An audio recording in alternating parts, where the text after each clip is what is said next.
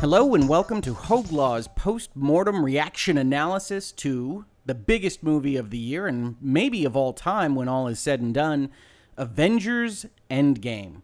And before we get started talking about Avengers Endgame, if you are at all interested in seeing this film, if you are at all interested in the Marvel Cinematic Universe, the MCU, I highly recommend turning this video off if you haven't seen the movie, or this podcast off if you haven't seen the movie, and come back later. You don't really want any of this ruined. The marketing folks went to a lot of trouble to really not show any of the specifics about what the plot line of the movie is, particularly Acts 2 and 3 of the film, and I would hate to have it ruined by an automatic YouTube video or an automatic podcast playing like mine.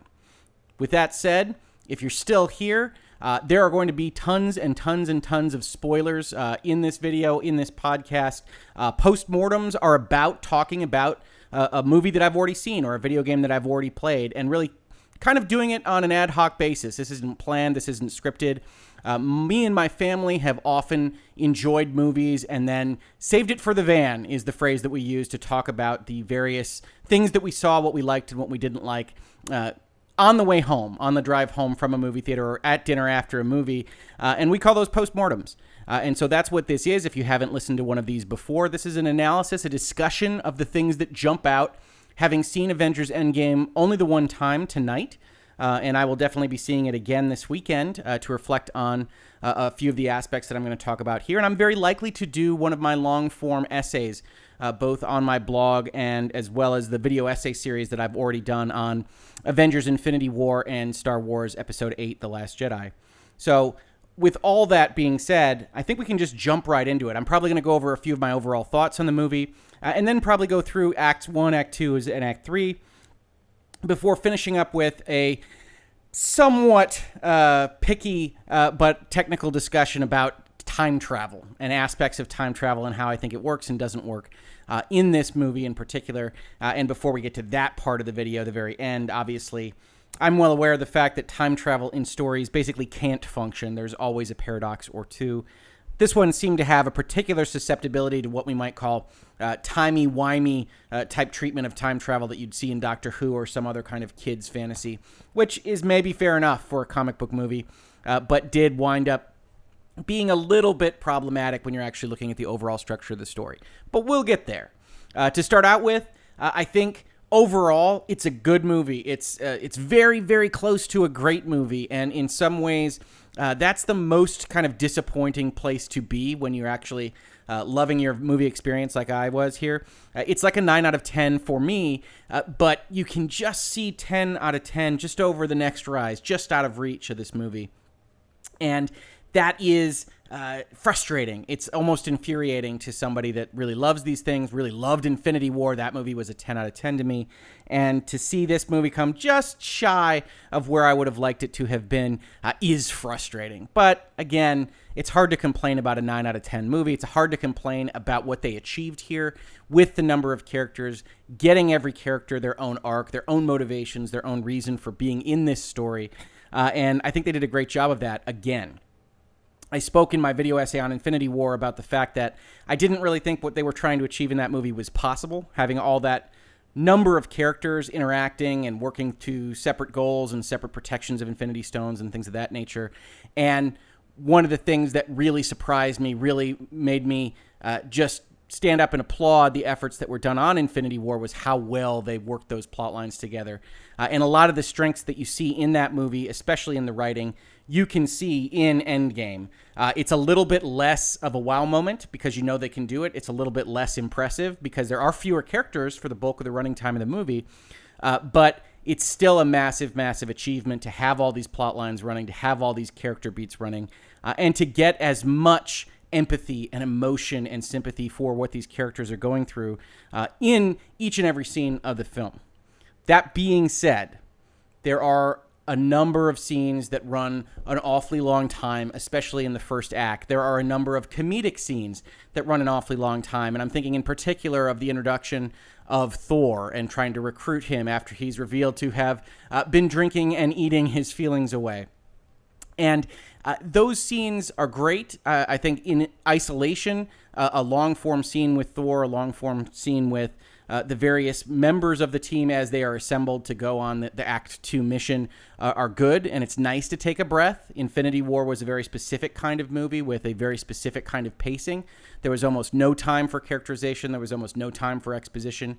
Act 1 of Endgame has almost the exact opposite approach, and it's interesting. I certainly respect wanting to have these beats in there that talk about what grief is. And I think it's a very interesting approach that they took to essentially label the 6 Avengers as dealing with grief in very different ways and in ways that are common to the human experience in general. You have one Avenger that's eating away their problems, drinking away their problems in Thor. You have one Avenger that is throwing themselves into their work to try to get over it, which is Black Widow. You have one Avenger that's going to therapy, trying to better themselves with Captain America, one who's disconnecting, just separating himself from his prior life. That's Iron Man, that's Tony Stark. You have one that's reinventing themselves, trying to go about doing something completely different in The Incredible Hulk, Bruce Banner. And you have one that has essentially turned to a kind of Punisher-style murderous rage, which is, of course, Hawkeye/Ronin. And so it was interesting to see they wanted to clearly hit that beat. They wanted to hit that thematically in the first act of the movie. And they did. They hit it hard, and I think that was achieved. The cost of that achievement is maybe something that can be up for debate, because certainly for repeat viewing, certainly for when you're already familiar with what the story of the movie is, that's a lot of scenes of character action. It's a lot of scenes of talking. And for the comedic scenes, they get a little goofy. You have a lot of interesting musical transitions with kind of oldies music. And you have a lot of goofball type comedy that is a little bit unexpected for the overall dreariness that they try to achieve in other scenes in the first act of the film. Again, thinking specifically about the Hulk scene in the diner and the Thor scene at New Asgard, where you have this kind of comedic overtone to assembling the team. And one does wonder whether the scriptwriters or Disney or Marvel were a little concerned that with just the Captain America scenes, just the Black Widow scenes, all of the apocalypse kind of imagery in and around New York, that they were worried that things were going to feel too gray, that it was going to seem too dour at the very start. And I think, for me personally, I would have liked to have seen them really lean into that kind of end of all things feeling rather than immediately kind of undercut it with those comedic goofball tones, because I think what you're trying to achieve in this is, yes, start bleak, start dour, start gray, start apocalyptic, and then build up to kind of bursting out with excitement and joy and saving the day and everything else that you get in Act 3. But with a lot of kind of goofball imagery. And in particular, I don't know that Fat Thor ever really worked as anything other than a comedic element for me. I think your mileage may vary on that. And I think it's certainly an interesting direction to take him. But it was not the direction that I would have hoped to see. I would have liked to see him broken maybe in a different way that would have allowed him to have his moment of triumph in the Act 3 final battle without constantly kind of thinking of him as a kind of comic relief type character, even in that battle. And so I think the acting is great. You really get a lot of really wonderful performances. I think at this point it's very clear that the Russos are tremendous directors that have a good feeling for action and action geography as well as character. And they're going to go a long way in making these huge budget movies. Obviously, they did a tremendous job with Infinity War and Civil War and Winter Soldier. And the sky's the limit for them because they really do have a mastery of their craft. And obviously, that's not to take away from the actors that are involved here. I was particularly impressed by Paul Rudd, actually, who got a lot of close-up shots where he had to be very emotional and a lot of changing emotions. And while I think some of his comedic scenes ran a little long, in particular the selfie scene with the Incredible Hulk, he did a great job with the emotional beats that he was given. And so that was a bit of a surprise to me. I've always enjoyed Paul Rudd, but I haven't necessarily thought of him as a particularly special actor. And I think he really knocked it out of the park with what he was given in this movie. And so I think to a man and woman, the acting in the movie was very good. And Act 1 certainly leaned into trying to essentially showcase that acting and the actors that make up the MCU, at least the ones that survived the snap. And I think that was all well and good. Pacing-wise, however, I think Act 1 ran a little long. I don't have a stopwatch for when I watched it this evening. It felt to me like each of the acts was probably about an hour, so it felt like Act 1, which is all preparation for essentially the main mission to go back in time and grab the Infinity Stones to use them in their own self-made Infinity Gauntlet to essentially reverse the snap. I think the preparation for that was a little long. I think we got it. We wanted to move on with the mission. And if I had my druthers, I would have found, or what I would have sought to find some places to trim in that act, because I do think it's going to run a little long. It ran a little long on first viewing. I think it's going to feel even longer on future viewings, which will essentially make it a little bit less reviewable, a little bit less enjoyable for replays than a movie like Infinity War, which is just go, and really have a lot of fun, resting on the exposition of the 20 movies that came before it. And again, this is the 22nd movie of the MCU. You have those 20 movies. I don't know that you need a lot of this extra character work. And frankly, I love these characters. I've enjoyed the MCU so much. This is one of the top 5 MCU movies, and so a lot of this video and podcast is going to sound critical, but it's really coming from a place of love, and because I really did see greatness just over that next bend. So when I say something like, I'm not really sure that the characters are deep enough, that they have enough nuance to really support an hour-long character study before the comic book mission really takes hold, is said not because I think it's a detraction. I think good, heightened, mythological, heroic movies are important and useful stories.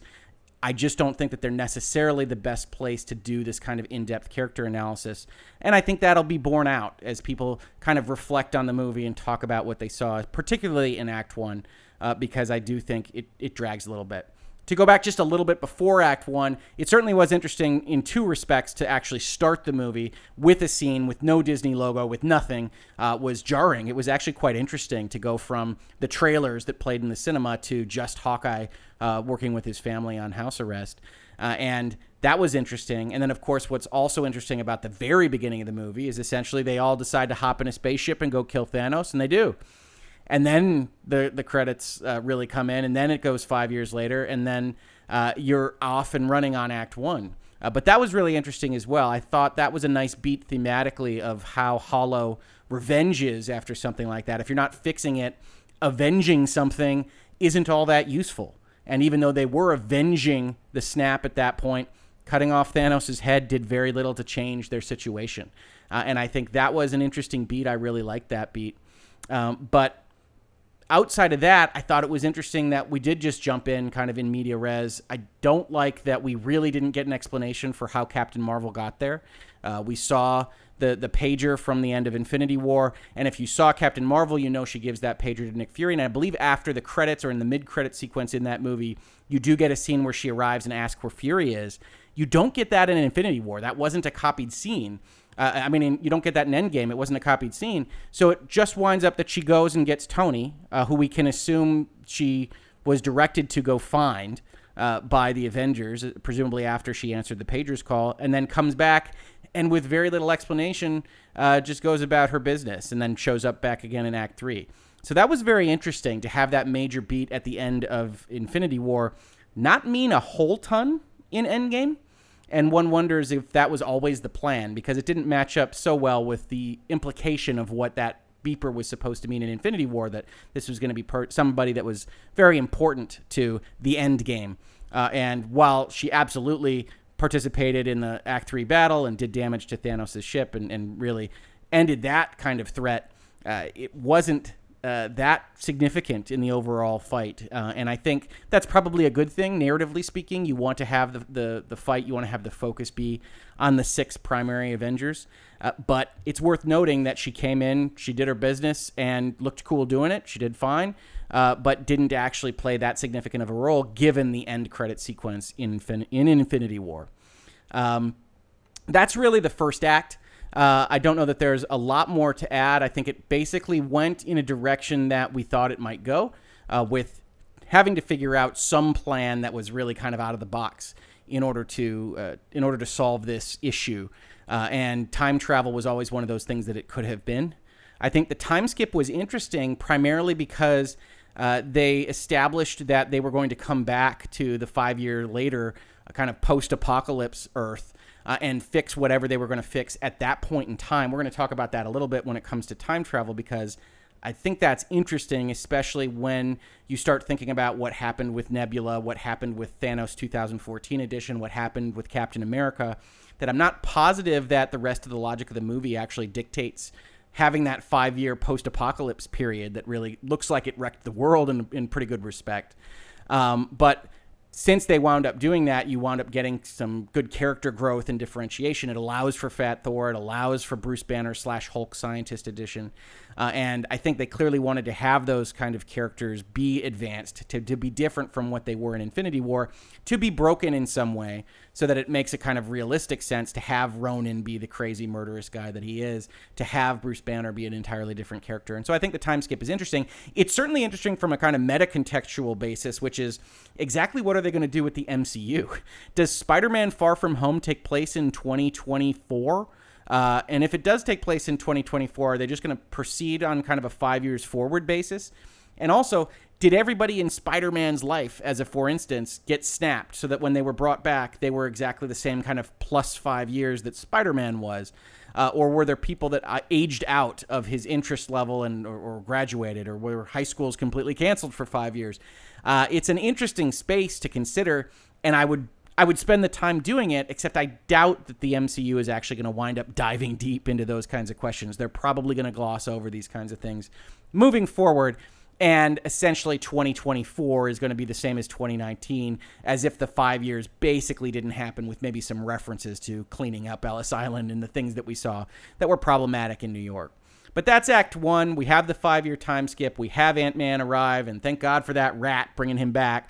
And entering into the time portal after some funny bits with Ant-Man and getting Tony Stark back on board. And Act 2 begins with the notion that they're going to go back and they're going to grab the Infinity Stones and they're going to bring them back and build their own Infinity Gauntlet to reverse the snap. And here's where we start to get a little bit of that time travel, timey-wiminess, which is there's a short discussion that tries to establish that this time travel isn't like Back to the Future. And on initial viewing, as I'm watching this movie, I thought what they were potentially trying to establish was that time travel was going to be of the whatever happened variety, which, if you're familiar with the television show Lost, is the way they describe a kind of constant timeline where time travel can occur, but it always occurred. That if something happened in the past, it happened that way because time travel occurred, and it's all kind of one unitary timeline.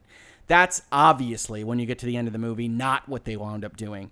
And instead, it just seems like a kind of prime directive to try to not mess with the timeline, to put things back where they were, as in the case with the Infinity Stones, and otherwise to change things only forward-looking in the future by bringing the stones back to the 2019 timeline and not using them at some other time and not strangling Thanos as a baby, and having those changes occur forward-looking on a kind of primacy of time basis, that the actual real time right now is 2019, and so you can come back to that time and work with it from there. I have to say the explanation wasn't a terribly good one, and I don't know that it made a lot of sense, especially as the movie went forward, and you do have these problems with Nebula, with Thanos, and with Captain America actually changing the timeline, actually changing the way history occurred. And so it's a little bit unclear whether all of that worked. But we're going to talk about that a little bit more at the end, because I do think it's a problem, but time travel movies, comic book time travel movies, are probably always going to have these kinds of light problems, and it probably doesn't make a ton of sense to really reflect on them overall, because it didn't necessarily detract from the movie, although as we talk about Act 2, I do think it detracts a little bit from what could have been a better act. Because I think the notion of time traveling back into your previous movies to grab these stones in various places is a fantastic one. I think when you're trying to make the capstone event of your 22 movie series, thinking about that idea, hey, what if they jumped back into these major sequences, these major periods of time in these prior movies, and grab these stones, is a fantastic way to celebrate what came before. The main problem that I have with it is that it wasn't much of a celebration. In particular, I thought Asgard was a real failure in terms of basically only amounting to a conversation between Thor and his mother, in which he learns a couple of life lessons, and they otherwise steal the ether from Natalie Portman and run out back into the future. And speaking of which, having to put the ether back into Natalie Portman, I wonder how that's going to go, because that looked like it was probably a fairly painful process, and I don't know that Rocket Raccoon would have cared about the pain. But that's something for another time and maybe another video. How does Jane Foster deal with the ether being put back in her, probably fairly violently?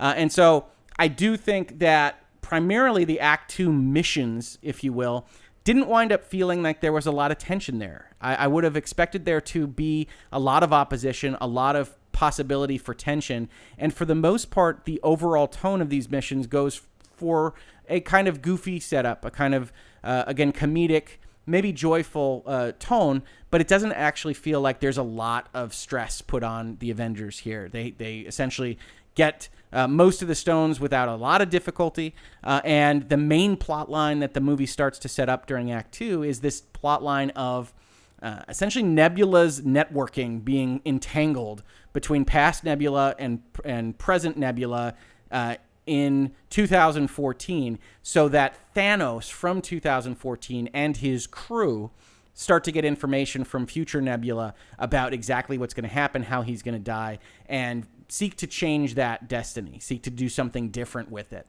including having past Nebula, who's still trying to please her father Thanos, fake being present Nebula and doing some damage to Avengers headquarters, bringing Thanos in and kickstarting Act 3.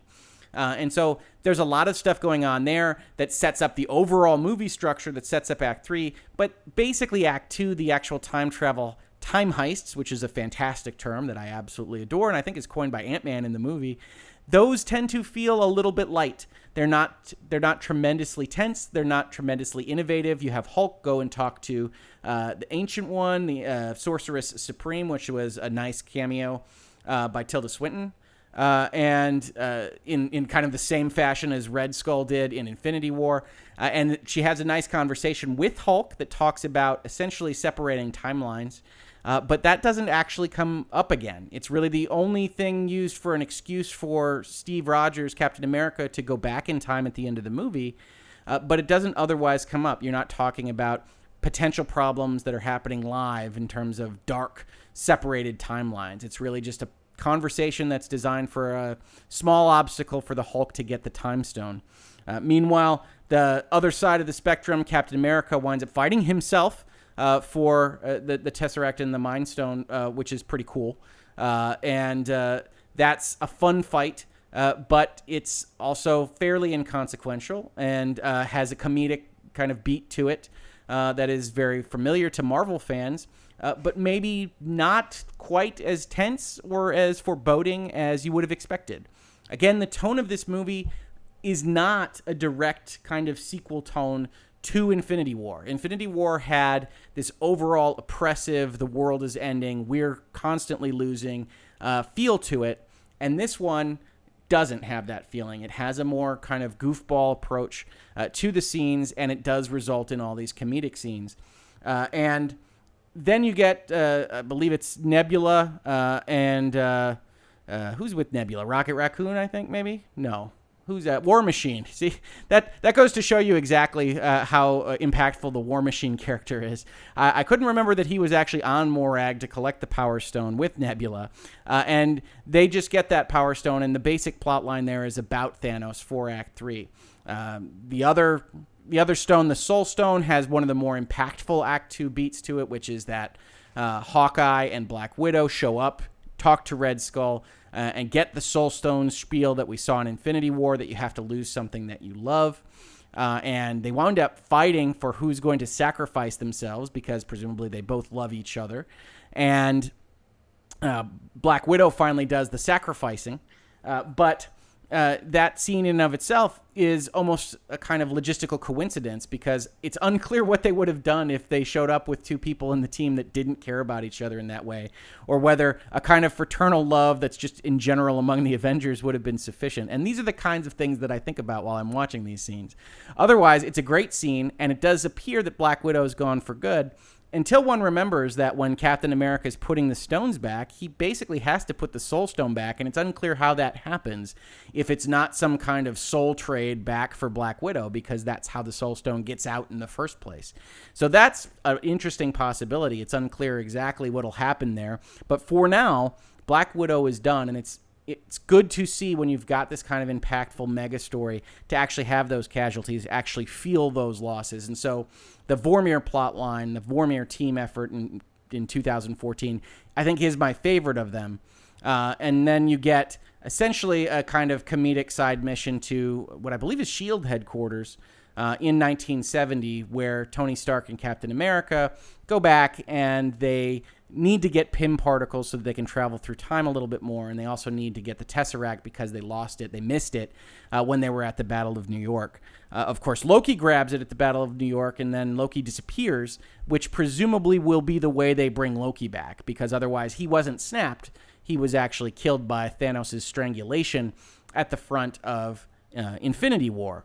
But in this current timeline, Loki in 2012 steals away through use of the Space Stone and the Tesseract and goes to who knows where, and I guess we'll find out whether or not he's living or dead as the MCU continues. In 1970, they do get the Pym particles, they do get the Tesseract, and then everybody arrives back home with all the stones. And I think one of the things that jumps out in terms of the logic of the movie is when they go to 1970, which is pulled a little bit out of thin air, in my opinion, to just pick that date. Tony gets to talk to Howard Stark.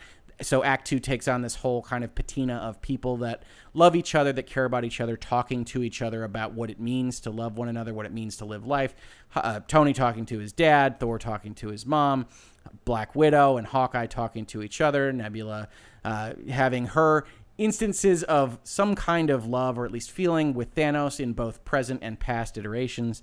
You do get that feeling overall in Act 2, but the 1970 trip seems a little bit superfluous and breaks the logic a little bit internally, because you can just go get Pym particles. And the very first thing that I thought of when they were talking about the fact that they were limited in the number of time travel trips they could do is that you should go get Hank Pym. I didn't actually think they would go to 1970 and get Pym particles, but that you should go get the maker of these particles so that you can have more trips through time. Or as the genie might say, when you've got 3 wishes, the first thing you want to try to do is ask for more wishes. And so I thought there was some reason they couldn't grab Pym particles, and when they actually wind up adding that to the mission structure, I start saying, hey, why didn't you do that in the first place? You could have gone and you could have gotten the stones on maybe a more regularized basis without the tension of, hey, if we fail, we're done for.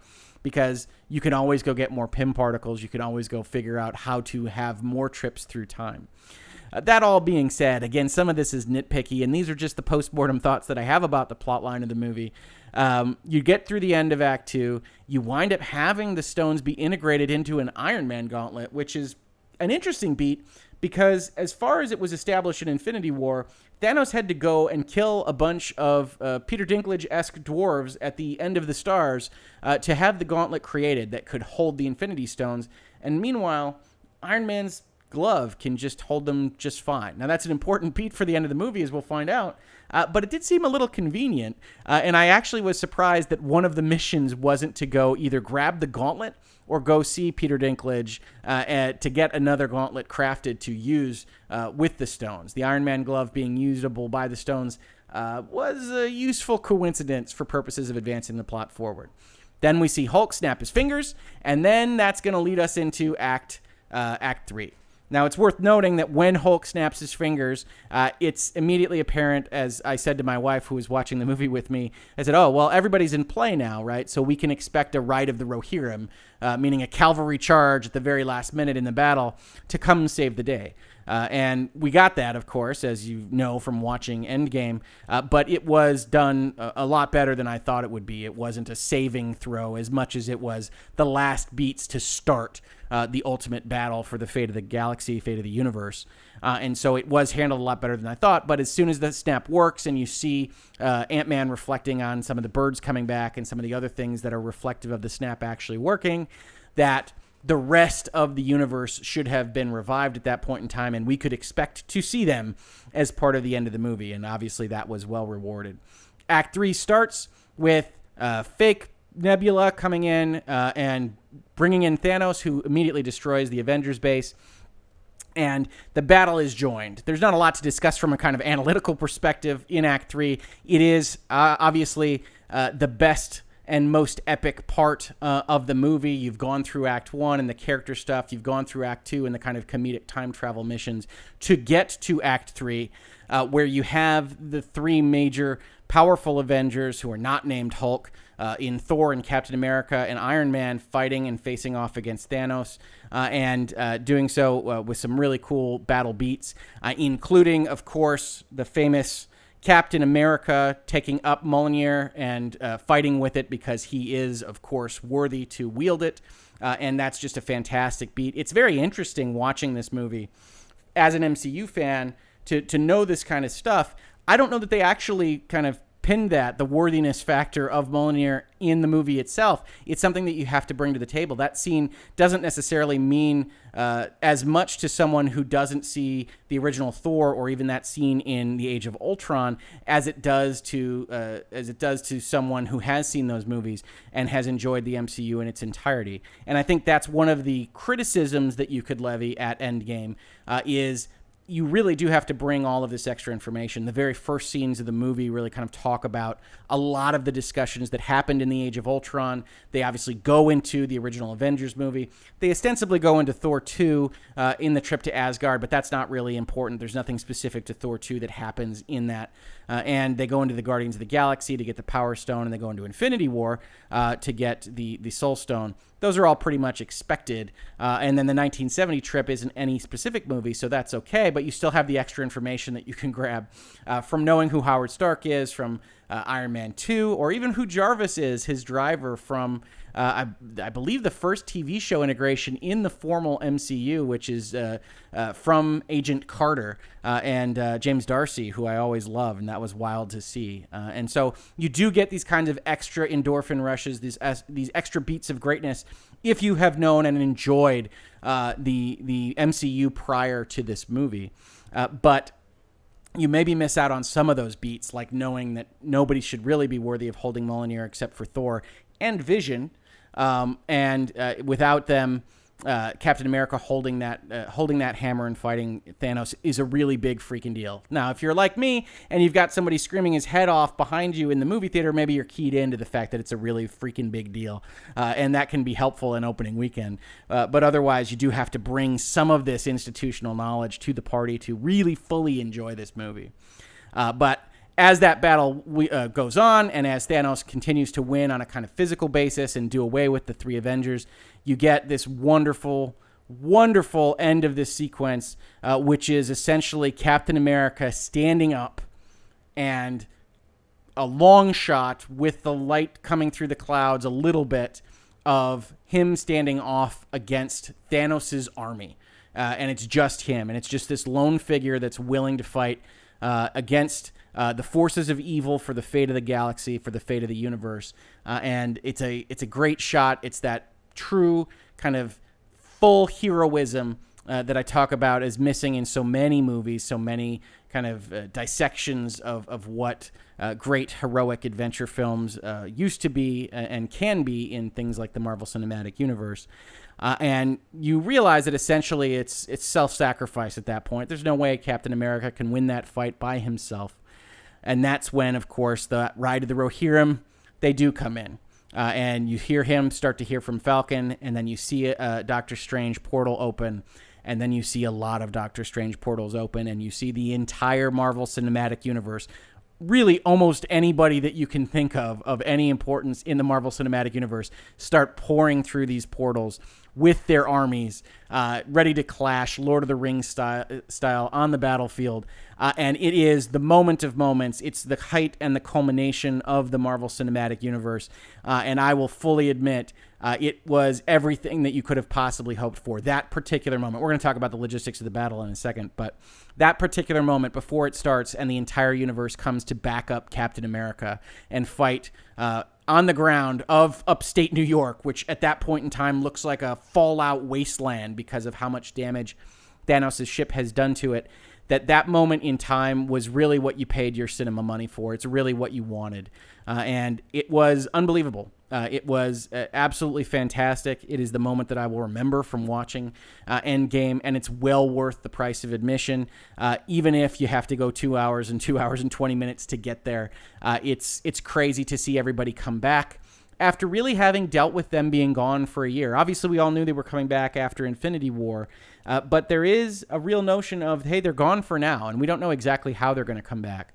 And the fact that the Hulk's snap does work, and it does take a little bit of time. Again, analytical guy that I am, I immediately start thinking about how exactly did all these armies get ready to go? And I really felt they answered that question quite well when Peter Parker corners Tony Stark. They have a hug, and he's talking about exactly what happened when he wakes up on Titan and Doctor Strange is raring to go.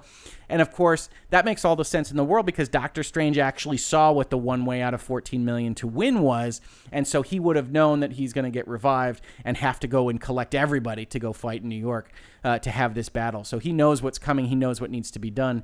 And so he immediately starts that. And when you actually think about the logistics of the movie itself, the time between the Hulk snap and the Marvel Cinematic Universe army arriving is significant. So it makes sense to allow Doctor Strange to have collected all those people. And so I think from an analytical perspective, all those beats work really, really well. And that discussion of Peter Parker of being excited and saying what Doctor Strange was doing works really well itself.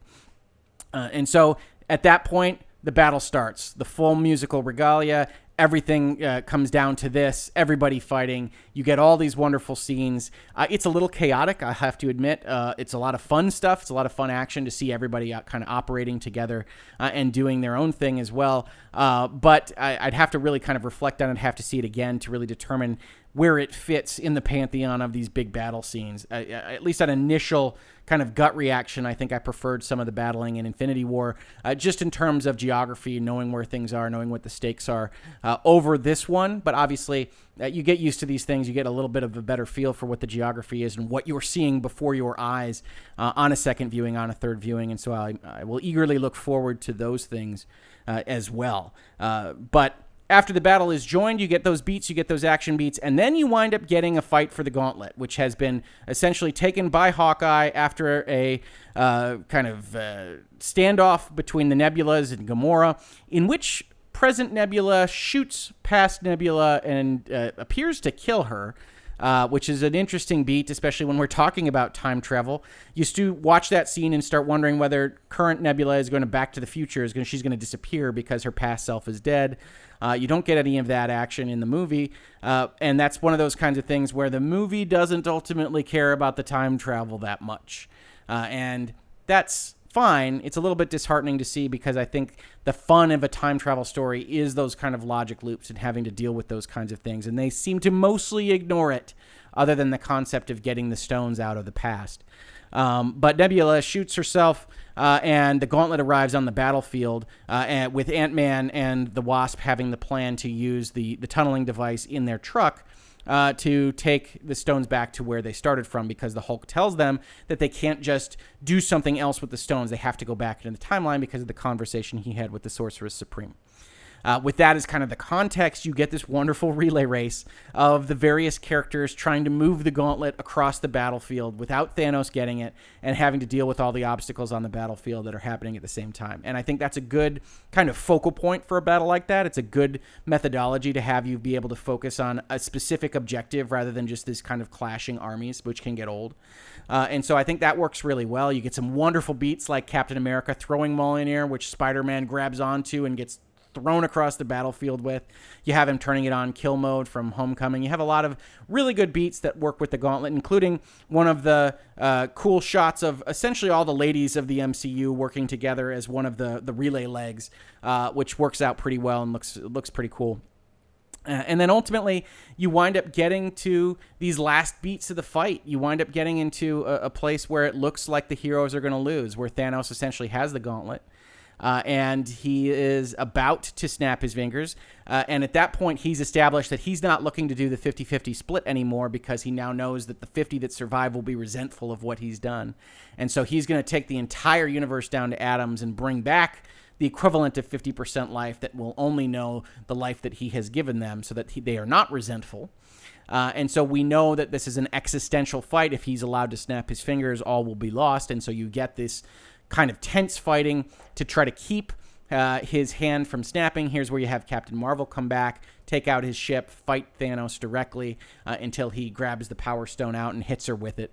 And you have the final beats of the movie. Obviously, one of the aspects that people will be talking about, I think when we went into Infinity War, certainly when we went into Endgame, there was a notion that Robert Downey Jr.'s contract, that Chris Evans' contract, that Iron Man and Captain America may or may not, one or both might not survive this movie, and we start to get some of that realized in these last beats of the battle, where we get Tony Stark, we get Iron Man looking at Thanos, seemingly beaten, not knowing exactly what to do, and looking to Doctor Strange, who holds up a single finger, meaning that this is the one time out of the 14 million, and Tony knows what he has to do. And we get Tony grabbing the stones, putting them in his Iron Man hand, where they integrate, which is one of the reasons why it's useful that the Infinity Stones can integrate with the Iron Man suit, and they don't need a second Infinity Gauntlet. And ultimately snapping for exactly what we don't 100% know, but at least partly to dust the invading army and Thanos, and the power of the Infinity Gauntlet in the Iron Man hand and the Infinity Stones is too much for him. And that's Tony Stark's death.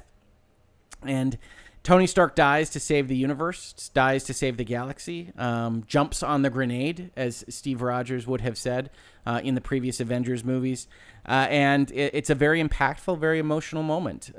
Tony Stark has obviously been the beginning and now the end of this phase of the Marvel Cinematic Universe.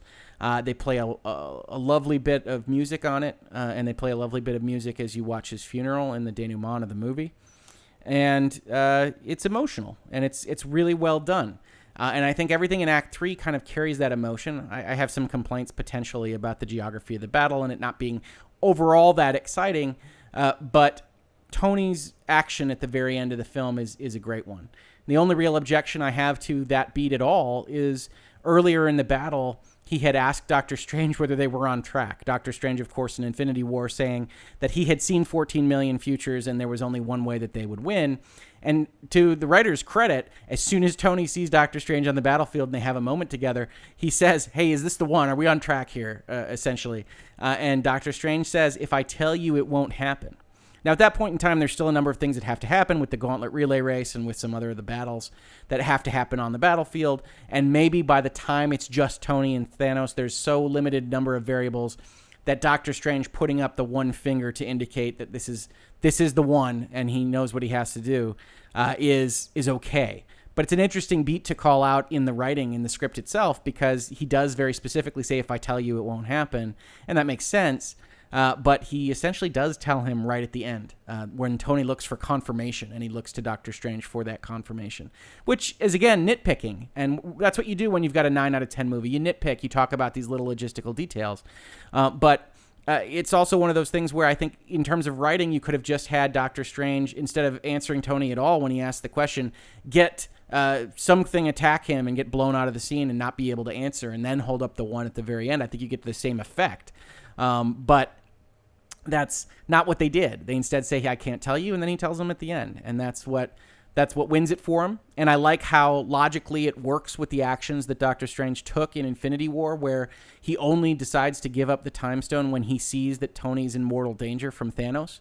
And it's clear logically that flows from the fact that Doctor Strange sees in that one successful future that Tony's going to have to make the ultimate sacrifice, and if he dies on Titan, that sacrifice is not going to be available for him to make. So that all works well, and the imagery in the battle is fantastic. It really does look like ash and lava and everything else that you would think of at the end of the world. And Tony taking the Infinity Gauntlet, wielding the Infinity Gauntlet, and wishing for this invading army to finally be destroyed is a great moment. It's a good notion. It's a good way for Thanos to lose, for him to die. And it takes us through into the denouement of Endgame. And we get Tony's funeral. We get some other people talking about what they're going to do with their lives, how they're going to advance through their lives with Black Widow being dead, exactly what Hawkeye is thinking, having those conversations. And then we get Captain America. As I said before, there were some notions going into Infinity War, going into Endgame, that one or both of Iron Man and Captain America probably wouldn't make it out of this set of movies. And as it turns out, both are not going to be available to be Avengers going forward into the future. And the way that Captain America does this is he's charged with putting the Infinity Stones back, as the Sorcerer Supreme said would be necessary to avoid a dark timeline.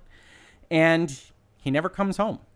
Instead, they do what I would call the Doc Brown at the end of Back to the Future 2, where you have somebody come and say, I went back in the past, and this has been waiting for you for 70 years. In this case, what's been waiting for you for 70 years is one Captain America who's sitting on a bench looking out at the lake, clearly having lived a life that he shares with Falcon just enough so that he knows that he had a good life, that he didn't come back, that he went and met Peggy Carter for his date and had the relationship that he always wanted to have.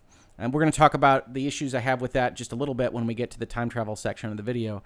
But that's it for Captain America. He's an old man now, and he passes on his shield to Falcon, which is interesting. I had always assumed that Bucky would be the next Captain America, but it looks like it's going to be Falcon, and that'll be interesting to see because Falcon has been a character with a fairly limited role in these movies, especially outside of the Captain America movies, and so it'll be interesting to see him grow into that role and to really see the new class of Avengers grow into all of their roles without Iron Man and without Captain America. We get a little bit more denouement where Thor decides to join the Guardians of the Galaxy and hand over New Asgard to Valkyrie. And we finally get the shot of Captain America going back and dancing with Peggy Carter to finish the movie.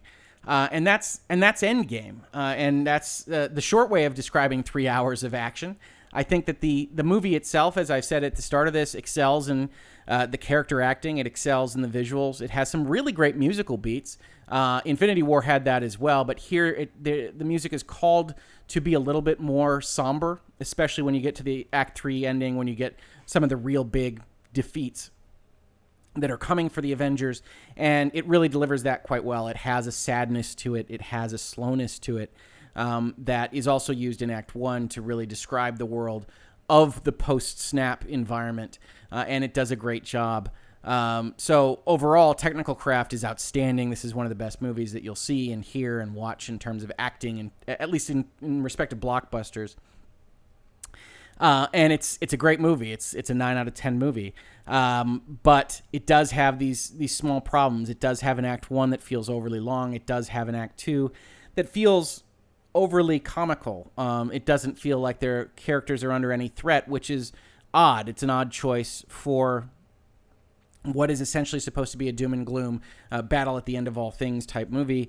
And then it has an Act 3 where you get everything. You get all the payoffs that you were expecting when you sat down, when you bought your ticket to Endgame. And it's well worth it.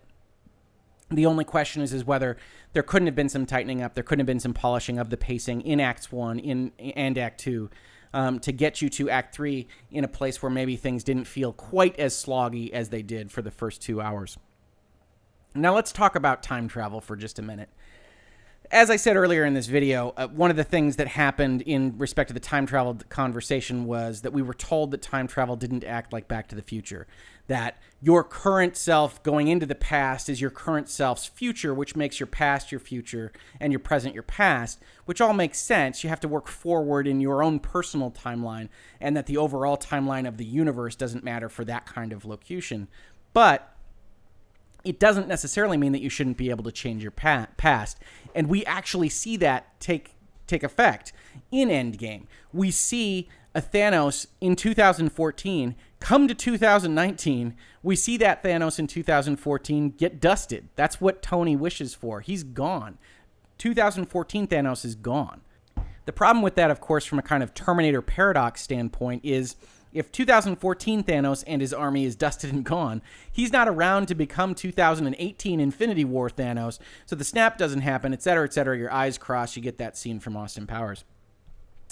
And that's okay. You can't really tell a time travel story that's internally consistent all the way through. But you can start to think about the ramifications. So you have a scene like Nebula shooting Nebula, and nothing really happens to present-day Nebula, and it's just kind of ignored. And then kind of on the worst side of the spectrum in terms of time travel, you have a situation where even if you allow that the past can be changed, you have Captain America, Steve Rogers, the paragon of virtue, he who has just proven to be worthy of wielding Mjolnir, go back in time to make his date with Peggy Carter, which is great. It's loving, it's romantic, it's fantastic. Except we saw in Winter Soldier, we saw in Civil War that Peggy Carter had a life after Captain America went into the ice. In fact, in Civil War, in Winter Soldier, we see a video of Peggy Carter talking about the fact that the man that Captain America saved when he was doing some of his saving while he was active wound up becoming her husband, and she wound up living a life. That Captain America had been saving her even after he was put on ice because of the effect that he had on her life. And what Captain America does in this movie at the end is go back and change all of that history. He goes back and he meets with Peggy, and it's certainly implied by the dance and by the wedding ring that he has that life with Peggy that he always wanted. But one can't help but think exactly what happened to Peggy's husband, what happened to what we imagine are Peggy's children and grandchildren and other related individuals, that they appear to have been obliterated off the map. Yes, exchanged for whatever kind of progeny Captain America and Peggy wind up having, but it's a different history. And that decision in and of itself is glossed over because it's a happy ending for Captain America. But at least sitting there in the theater, it's also a selfish ending for Captain America. He deliberately overwrites the timeline, the history of what it means for Peggy Carter and for what her family was while he was on ice, because he wants to make that date, because he wants the love of his life back. And we can absolutely be sympathetic to it. It's not a problem there, except that Captain America throughout this series has really been the paragon of what's right versus what's wrong. And we don't even really have a discussion. This would all happen internally, so it's difficult to externalize for purposes of a movie. But we don't even really have a discussion of Steve Rogers or Captain America contemplating or considering this course of action and what it means to the historical timeline, especially for Peggy Carter and whatever family she wound up having. We instead just get the end result because the way the movie presents it is that old man Steve Rogers is sitting on the bench looking at the lake. And so I think on further reflection, the time travel of this movie simply doesn't work. And I do know a number of people in my circle who are going to find that problematic, who really enjoy kind of grappling with the logic of time travel, considering how time travel operates, how it should and shouldn't work, and what the ramifications of doing certain things are in the past. Whether a Loki in 2012 is now running around because he grabbed a Tesseract that shouldn't have otherwise been available to him, that there's now a Captain America and Peggy Carter-led family where there was otherwise a Peggy Carter and someone else-led family, and whether or not Nebula is at all affected by the fact that she shot her past self, and whether or not a past Gamora is also running around the universe that the Guardians of the Galaxy and Guardians of the Galaxy Volume 3 can run around and find. There are all these ramifications to time travel, but they aren't really considered that strongly by the movie. And I think it would have been a stronger movie if they delved into just a little bit of the science fiction aspect, because glossing it over to that degree doesn't do a lot of service to the very notion of time travel. At that point, you maybe should have been working in kind of an alternate dimensions setting if you're going to discuss these things and kind of ignore the ramifications, that you've got multiple copies of people running around, and that's okay. But they don't do that. They talk specifically about time travel, and so you don't have those fun discussions other than the occasional fight against yourself and certainly the reframing of scenes that we're familiar with, in particular the Battle of New York. They clearly had a lot of fun reframing the Battle of New York for time travel purposes, and it did remind one of Back to the Future 2, of Marty McFly running through the famous scenes of Back to the Future 1, which is a kind of visceral thrill from a time travel story, and you got that same kind of visceral thrill, especially in the Battle of New York. There's nothing terribly exciting about Asgard or Morag that you'd already visited, but in respect to the Battle of New York, you do see some of the framing of the end of the Avengers. You do see some of the kind of almost behind-the-scenes quality aspects of after the posing for the scene at the end of the Avengers, what they did in that room. You see them get drinks. You see that kind of thing go down the elevator, Hulk take the stairs, that kind of thing. And that's a lot of fun, but it's not in particular anything that's too terribly necessary for the plot or the story. It's just kind of fun fan service for people that really love that original film. Which is all a long way of saying, as I said at the start of this video, that Endgame is good. It's not necessarily great. It's one of the top 5 MCU movies, especially if you have a great love for the material and you've watched all the films and you're really excited about it coming out.